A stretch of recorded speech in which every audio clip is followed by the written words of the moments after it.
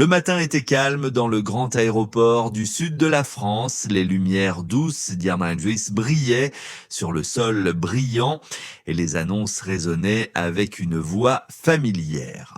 Pour Élise Morel, ce n'était qu'un autre début de journée. Elle marchait lentement près du tapis de bagages, son chien détecteur Nox à ses côtés. Nox, un berger belge au regard intelligent, avançait toujours avec confiance. Ensemble, ils formaient une équipe solide, respectée par tout le personnel. Élise aimait cette routine. Elle saluait les voyageurs stressés, observait les familles qui se retrouvaient et gardait toujours un œil attentif sur les mouvements autour d'elle. Nox, lui, reniflait l'air avec précision, comme s'il lisait des histoires dans chaque odeur. Pour Élise, sa présence apportait une grande tranquillité. Il était son partenaire, son soutien et parfois même son réconfort dans un monde souvent agité. Mais ce matin-là, quelque chose changea soudainement. Alors qu'il passait près du tapis roulant numéro 4, Nox s'arrêta net. Ses pattes se figèrent, son corps devint rigide. Élise sentit immédiatement une tension dans la laisse. Elle baissa les yeux, surprise. Nox fixait un sac gris posé tranquillement parmi les autres bagages. Rien ne semblait étrange dans ce sac, pas de forme suspecte, pas de bruit, pas de mouvement. Pourtant, Nox refusait d'avancer. Il tira légèrement vers le sac, comme s'il voulait s'en approcher davantage, puis recula d'un pas, son regard toujours figé dessus. Élise reconnut ce comportement. Ce n'était pas un simple arrêt par curiosité, c'était un arrêt sérieux. Un arrêt instinctif. Ce genre de réaction n'arrivait que lorsque Nox percevait quelque chose que l'œil humain ne pouvait pas voir. Un frisson parcourut la colonne vertébrale d'Élise. Elle s'accroupit doucement et posa la main sur la tête de Nox. « Qu'est-ce que tu sens, mon grand ?» murmura-t-elle. Le chien répondit par un très léger grognement, presque silencieux, mais suffisant pour lui faire comprendre que quelque chose n'allait pas. Élise se redressa et observa autour d'elle. Les voyageurs continuaient à marcher, indifférents. Une famille récupérait ses valises, un homme parlait au téléphone, un enfant jouait avec un jouet lumineux. Rien ne laissait penser qu'un problème se cachait dans ce tapis ordinaire. Mais elle savait une chose essentielle, Nox n'avait jamais réagi ainsi sans raison. Le cœur d'Élise se serra. Elle inspira profondément, la routine venait de se briser. Quelque chose dans ce sac gris banal allait changer le cours de cette journée. Le grognement de Nox devint un peu plus clair, un son profond, presque contenu, comme s'il essayait de retenir une alarme intérieure. Ses oreilles se dressèrent, son regard resta fixé sur le sac gris. Puis lentement, il avança une patte et gratta le tissu, un geste précis, déterminé. Pas un geste de jeu, pas un geste d'hésitation, un geste d'avertissement. Élise sentit son souffle se bloquer une seconde. Elle connaissait chaque nuance des réactions de son chien. Nox n'était pas un animal capricieux, il ne réagissait jamais sans raison.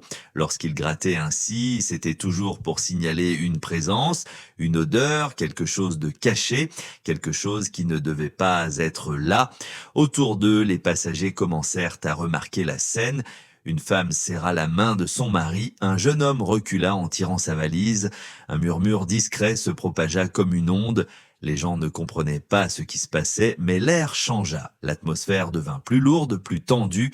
Élise leva doucement la main pour calmer la foule. « Tout va bien, s'il vous plaît, éloignez-vous un peu. » Sa voix restait calme, mais son ventre se nouait. Elle porta sa radio à ses lèvres. « Équipe Delta, j'ai besoin d'un périmètre autour du tapis 4, tout de suite. » Quelques secondes plus tard, 2 collègues arrivèrent. Ils voyaient le chien, son corps rigide, son regard intense. Sans poser de questions, ils commencèrent à fermer la zone, guidant les passagers vers les côtés. Élise fit un pas vers le sac, puis s'arrêta.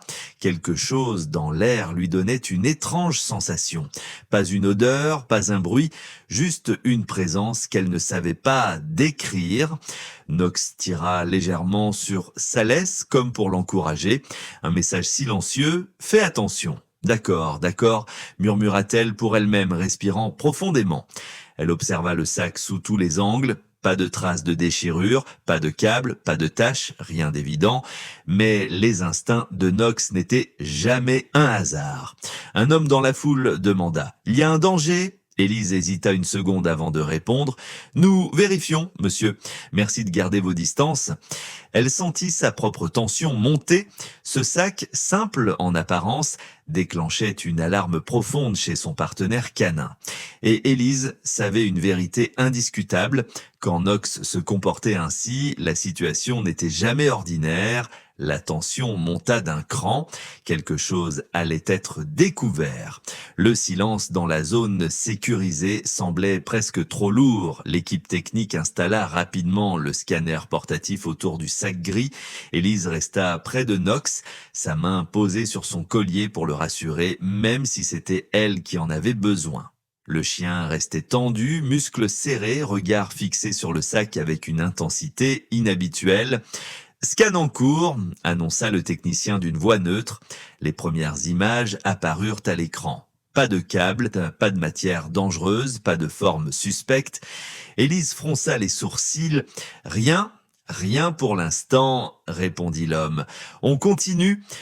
Quelques secondes plus tard, une petite forme métallique apparut enfin, un boîtier carré, dissimulé sous plusieurs couches de vêtements soigneusement pliés. Rien de massif, rien de menaçant, juste étrange. Pendant ce temps, 2 agents approchèrent le propriétaire du sac, un homme d'une quarantaine d'années, Julien Riva, chemise froissée, regard fuyant. Ses mains tremblaient légèrement lorsqu'il tenait ses papiers. « Monsieur Riva ? C'est bien votre sac ? » « Oh, oui, balbutia-t-il, la voix presque cassée. Est-ce qu'il y a un problème ? Je ne comprends pas. Élise s'approcha. Pouvez-vous expliquer ce petit boîtier métallique ? L'homme déglutit, ses yeux se remplissant d'inquiétude. Je ne sais pas, je n'ai que mes affaires personnelles, des vêtements, quelques souvenirs, rien d'autre. Je vous jure que je ne connais pas cet objet. Élise observa son visage. Pas de colère, pas de défi, juste une peur authentique, presque désespérée. Pourtant, quelque chose n'allait pas. Pourquoi ce boîtier se trouvait-il dans son bagage ? Pourquoi était-il placé sous des vêtements rangés avec tant de soin ? Et surtout, pourquoi Knox continuait-il de grogner doucement ? Le technicien leva la tête. Ce n'est pas un explosif, pas une arme non plus, aucun signal dangereux. Il secoua la tête, perplexe. Juste un boîtier électronique simple, aucun élément critique. Élise sentit la confusion s'installer dans son esprit. Alors pourquoi réagit-il comme ça ? Murmura-t-elle en regardant Knox. Les oreilles du chien étaient toujours pointées vers l'avant, ses yeux fixés sur ce petit boîtier comme s'il reniflait quelque chose d'invisible. Un frisson parcourut Élise. Elle connaissait son partenaire. Knox ne réagissait jamais à un simple objet électronique. Il réagissait aux intentions, aux odeurs humaines, aux traces subtiles qu'aucun appareil ne détectait. Elle observa Julien. Ses mains tremblaient encore, mais était-ce de peur ou de culpabilité ? La confusion remplaça la peur, quelque chose dans ce sac n'était pas encore révélé, quelque chose que seul Knox semblait comprendre pour l'instant. Élise sentait la confusion l'envahir, le boîtier trouvé dans le sac ne justifiait en rien l'inquiétude de Knox, il devait y avoir autre chose. Elle inspira profondément, puis se tourna vers le technicien. On refait un scan, mais cette fois plus en profondeur, vérifier chaque angle. Le technicien hocha la tête sans discuter. Il repositionna l'appareil et lança une nouvelle analyse. L'écran clignota, puis afficha une série d'images plus détaillées. Pendant un instant, rien ne changea. Puis une fine ligne apparut, une séparation presque invisible. Élise se pencha. « Attendez, c'est quoi ça ?» Le technicien agrandit l'image, une plaque discrète, une sorte de faux fond, on dirait un double fond, murmura-t-il surpris. Élise sentit son cœur accélérer. « Ouvrez-le !» Avec des gants, l'équipe manipula le sac. Ils soulevèrent délicatement les vêtements, puis glissèrent un outil fin sous la plaque. Un léger clic résonna, la paroi se souleva, révélant un compartiment secret parfaitement camouflé. À l'intérieur, plusieurs petits carnets ont été rangés comme dans un tiroir, soigneusement organisés. Des pages remplies de numéros, de dates, de prénoms, des cartes d'accès d'entreprises françaises, des badges d'hôtel, des codes écrits à la main. Rien n'était illégal en soi, mais tout semblait pensé, préparé, aligné, trop organisé. Julien Riva, le propriétaire du sac, devint livide. Je ne sais pas ce que c'est, je vous jure, je ne reconnais rien. Élise le fixa un long moment, son regard tremblant, sa voix cassée. Était-il un menteur habile ou un homme réellement piégé ? Knox s'approcha encore du sac, son museau presque collé au double fond vide. Il gratta doucement le bord intérieur, puis recula en grognant. Son insistance devint encore plus pressante, comme si, malgré tout ce qu'il venait de trouver, quelque chose manquait encore, quelque chose de plus discret, de plus précieux, de plus dangereux. Élise sentit un frisson monter le long de son dos. « Ce n'est pas fini », murmura-t-elle doucement. Un collègue la regarda surpris. « On vient déjà de trouver assez pour ouvrir une enquête internationale. Tu veux dire qu'il y a encore autre chose ?» Elle observa Knox, ses yeux déterminés, son corps tendu. Elle connaissait son chien mieux que quiconque. « Oui, répondit-elle. S'il insiste, c'est qu'il manque la pièce la plus importante. Le choc n'était pas seulement dans ce qu'ils avaient découvert, mais dans ce que Knox semblait pressentir encore. Le double fond venait à peine d'être refermé que Knox soudain leva brusquement la tête, son corps se raidit, ses oreilles se dirigèrent vers la grande vitre donnant sur le terminal principal. Élise suivit instinctivement son regard et elle la vit, une femme immobile, observant la scène avec une intensité glaciale. Elle portait un long manteau bleu, élégant mais austère, qui attirait naturellement l'œil. Ses cheveux châtains étaient serrés en un chignon impeccable. Son visage était pâle, presque trop calme pour quelqu'un qui se trouvait dans un aéroport animé, et surtout ses yeux froids, fixés sur eux, sans cligner, sans bouger. Pendant une seconde, Élise crut qu'elle rêvait, puis lorsque leurs regards se croisèrent, la femme esquissa un léger mouvement, un recul presque imperceptible, avant de tourner lentement les talons et de s'éloigner dans la foule. Élise sentit un frisson traverser son corps. Knox émit un grognement sourd, comme s'il confirmait ce qu'elle ressentait. « Tu l'as vu aussi, hein ?» murmura Élise. Knox aboya une fois, juste assez pour lui répondre. Elle se précipita vers la vitre, mais la femme avait déjà disparu parmi les passagers. Pas un signe de son manteau bleu, pas un reflet, rien. Qui était-elle ? Demanda un collègue en s'approchant. Élise répondit sans quitter la foule des yeux, quelqu'un qui ne voulait pas être vu. Elle jeta un regard à Julien Riva, toujours assis, les mains tremblantes. Il observait la scène avec une détresse sincère. Elle comprit soudain, cet homme n'était pas le cerveau. Il avait peur autant qu'eux. Il n'avait pas le profil d'un organisateur, il ne contrôlait rien, il subissait. Mais cette femme, elle, au contraire, contrôlait tout.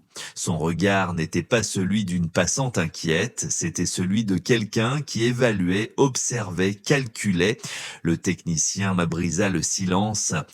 « Élise, tu penses qu'elle a un lien avec ce qu'on a trouvé dans le sac ?»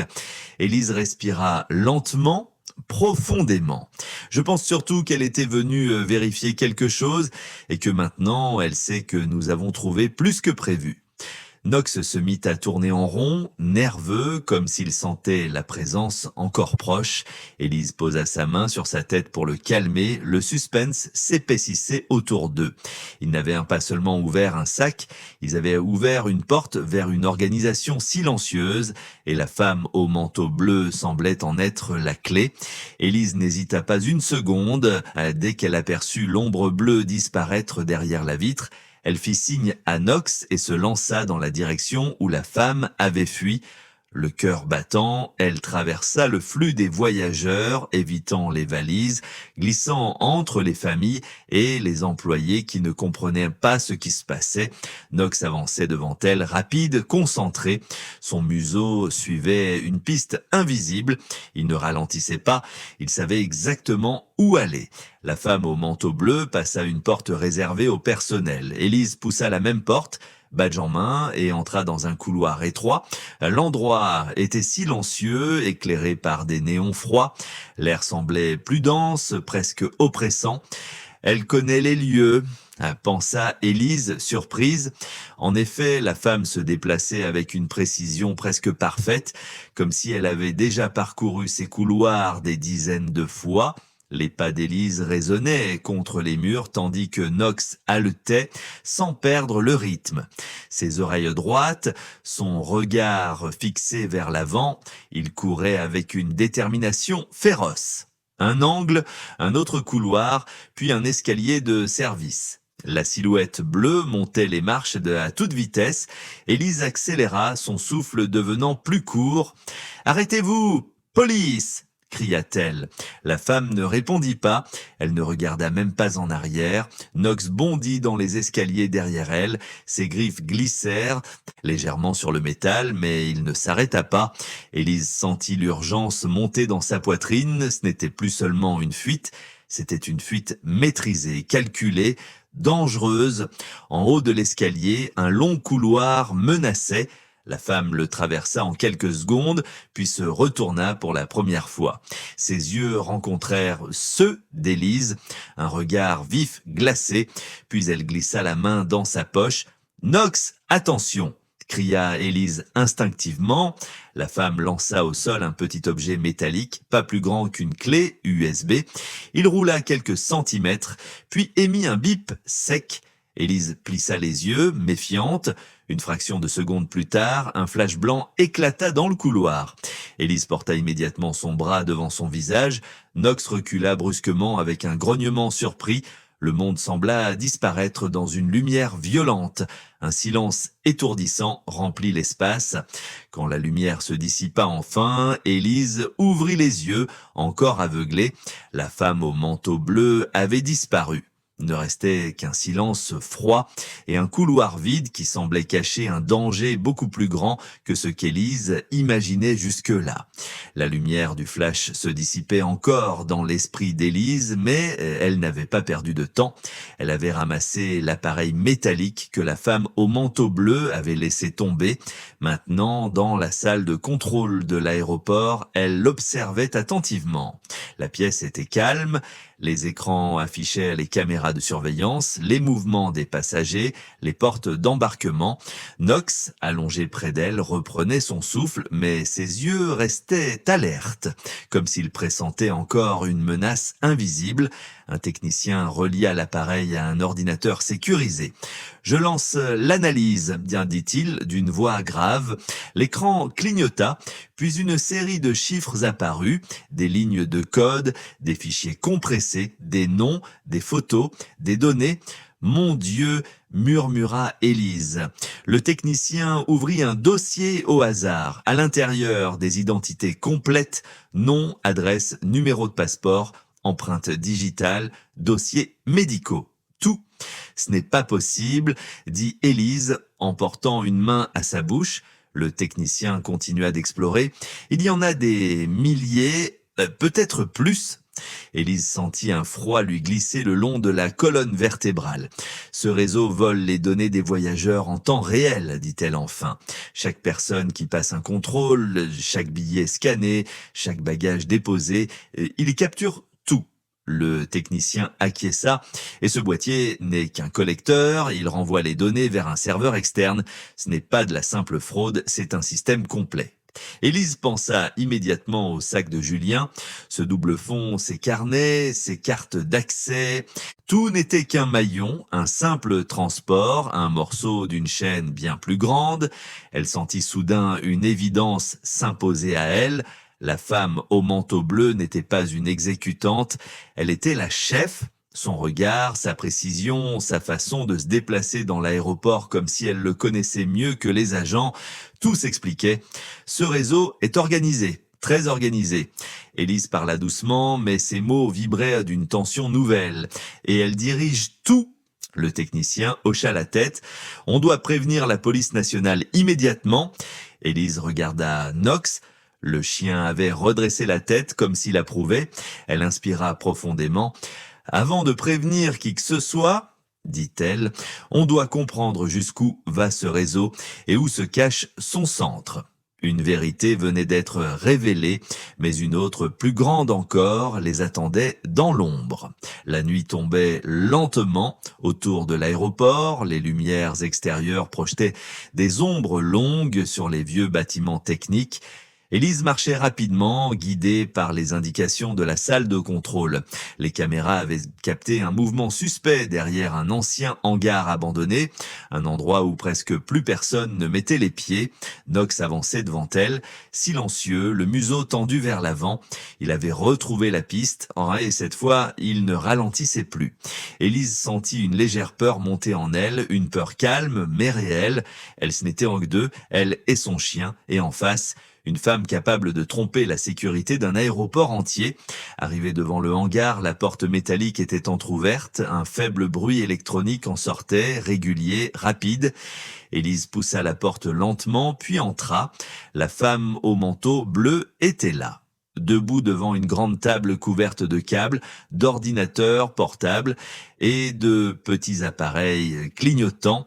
Elle tapait sur un clavier à une vitesse incroyable. Des fichiers défilaient un sur l'écran, des barres de progression indiquant une suppression massive. Elle essayait d'effacer tout le réseau, tout son système, toutes les preuves. Élise fit un pas en avant. « Madame, arrêtez, s'il vous plaît !» La femme sursauta légèrement, surpris d'entendre une voix douce au lieu d'un ordre. Elle se retourna lentement, son manteau bleu glissa sur ses épaules, révélant un visage plus fatigué que méchant. « Vous ne comprenez pas, murmura-t-elle, je dois effacer tout cela avant qu'il n'en prenne le contrôle. » Élise resta calme. « Vous mettez des innocents en danger, des familles, des voyageurs, des enfants. Laissez-nous parler. » Un long silence suivit. Le regard de la femme tremblait une seconde, comme si une part d'elle hésitait, mais Knox grogna soudain, un grondement grave, la femme venait de glisser la main dans sa poche, elle sortit un petit dispositif noir, plus grand que celui du couloir, avec une petite lumière rouge clignotante. Knox bondit légèrement en avant, prêt à protéger. Élise leva les mains. « Ne faites pas ça, vous allez détruire des données et peut-être blesser quelqu'un. » La femme secoua la tête. « Je protège ce que je peux à ma façon. » Le temps ralentit. La tension devint presque palpable. Élise sentit son courage prendre le dessus sur la peur. Elle fit un pas ferme. « Laissez tomber cet appareil. On peut encore réparer, mais seulement si vous arrêtez maintenant. » Knox grogna de plus belle, la lumière rouge du dispositif clignotait plus vite. Élise comprit qu'elle devait agir immédiatement, le danger était là, tout près. Et la prochaine seconde déciderait de tout. Le dispositif à la main, la femme hésita une seconde de trop. Ce fut suffisant. Élise fit un pas rapide en avant et, dans un mouvement précis, elle saisit le poignet de la femme. Knox bondit en même temps, bloquant toute échappée. Le petit appareil tomba au sol avec un cliquetis sec. La lumière rouge s'éteignit. La femme ne résista presque pas, comme si, au fond, elle savait que ce moment finirait par arriver. 2 agents arrivèrent pour aider Élise et menottèrent la femme avec prudence. Knox, encore tendu, resta aux côtés de sa partenaire, les yeux fixés sur la scène jusqu'à ce que tout danger disparaisse. Élise souffla enfin, son cœur battait fort, mais le courage l'avait guidée. Désormais, la peur pouvait se transformer en soulagement. Dans la salle d'interrogatoire temporaire de l'aéroport, la femme, désormais sans manteau bleu, paraissait presque fragile. Ses épaules étaient légèrement voûtées. Elle fixait la table devant elle, silencieuse. « Votre nom complet ?» demanda un agent. La femme leva enfin les yeux. Sa voix était calme, sans colère. « Mara Lenoir. » Élise sentit une étrange impression. Ce nom n'était pas inconnu. Le technicien de la salle de contrôle entra quelques minutes plus tard avec un dossier. Nous avons trouvé, dit-il en posant le dossier sur la table. Mara Lenoir, ancienne ingénieure en cybersécurité pour une grande entreprise internationale, très talentueuse, très brillante. Il secoua la tête.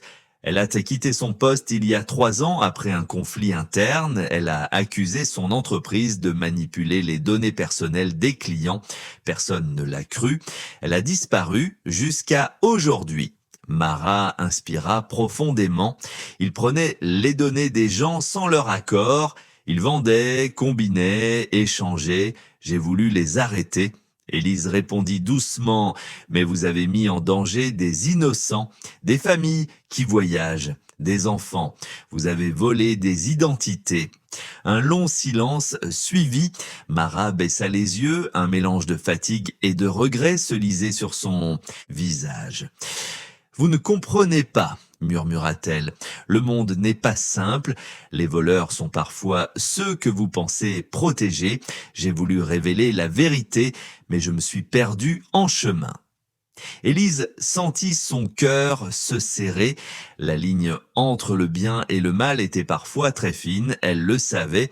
Knox posa doucement sa tête contre la jambe d'Élise, comme pour lui rappeler qu'elle avait agi avec courage, sans jugement inutile. Pour la première fois depuis le début de la journée, Élise sentit un véritable soulagement. La vérité n'était pas belle, mais elle était enfin là, et avec elle, une paix fragile mais nécessaire. L'aube apporta une lumière douce sur l'aéroport. Après des heures de tension, de poursuite et de révélation, le bâtiment reprenait peu à peu son rythme habituel. Les annonces résonnaient de nouveau, les voyageurs entraient et sortaient avec leurs valises, et les employés échangeaient des salutations simples. Tout semblait normal. Mais pour Élise, quelque chose avait changé en profondeur. Elle se tenait près de la grande baie vitrée du hall principal. Devant elle, un avion roulait lentement vers la piste, puis s'envolait dans le ciel clair. Le bruit du décollage vibra dans l'air, mais cette fois, ce son évoquait la liberté et non le danger. À ses pieds, Knox était assis, le regard attentif, comme s'il surveillait encore un monde qu'il ne laisserait jamais sans protection. Sa queue bougeait légèrement, heureuse mais digne, comme s'il comprenait que leur mission avait compté pour plus de gens qu'il ne le saurait jamais. Élise posa la main sur sa tête. Tu as été extraordinaire, mon grand, grâce à toi, des centaines de personnes sont en sécurité. Knox leva les yeux vers elle et pour la première fois depuis longtemps, Élise sentit une chaleur profonde lui remplir la poitrine. Elle songea à tout ce qu'ils avaient traversé, le sac étrange, la femme en manteau bleu, la découverte du réseau, les risques, les hésitations. Et malgré tout cela, ils étaient arrivés ensemble jusqu'à ce moment de calme. Un petit bruit l'attira de ses pensées. Un enfant, peut-être 6 ou 7 ans, s'approchait timidement. Il tenait la main de sa mère, mais ses yeux étaient fixés sur Knox avec admiration. « Bonjour, est-ce que je peux le toucher ?» demanda-t-il d'une voix timide. Élise sourit doucement. « Bien sûr, il est très gentil. » Le garçon posa délicatement sa main sur la tête de Knox. Le chien remua légèrement la queue et lui donna un petit coup de museau, ce qui fit rire l'enfant. Sa mère, émue, dit à Élise « Merci pour ce que vous faites. On ne le voit pas toujours, mais on sait que vous protégez nos familles. » Élise sentit une larme discrète menacer le coin de son œil. Elle répondit simplement « C'est un honneur ». Le garçon fit un dernier geste de la main et s'éloigna avec sa mère. Élise regarda encore une fois les avions qui montèrent vers le ciel. Le monde était imparfait, rempli de secrets et de dangers, mais aussi rempli d'espoir, de courage et de confiance. Et c'est cette confiance qu'elle voulait partager avec son public. Écris en commentaire ce que la confiance signifie pour toi.